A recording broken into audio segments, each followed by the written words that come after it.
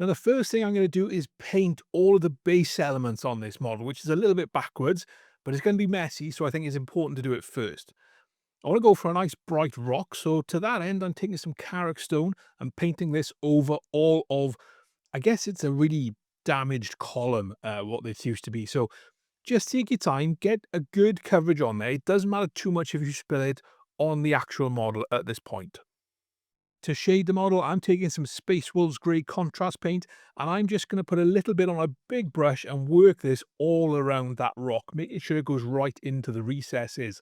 I don't want this to pool too heavily, so keep an eye on it while it dries to make sure that it doesn't get too messy and doesn't get too heavy in any one particular spot. When that's completely dry, and it's really important that it's completely dry, go back in with some Carrick Stone and dry brush it. Now, I'm using one of my Artist Opus Series D dry brushes. You can use whatever dry brushes you prefer. What I'm looking to do is brush downwards. So I'm catching the top of the rock.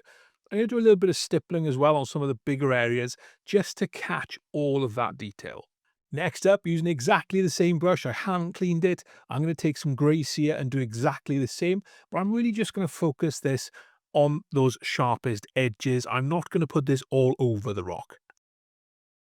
Lastly, for the dry brushing, I'm going to take a little bit of white, and this is just going to be a very, very small dry brush, just catching those raised edges, and it really helps set the rock off.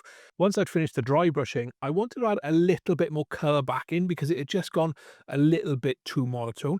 So I took some Athonian Camel Shade and painted this along the bottom parts of the rock. You can see straight away it flows down to the bottom into the recesses and gives you a really, really nice bit of discoloration.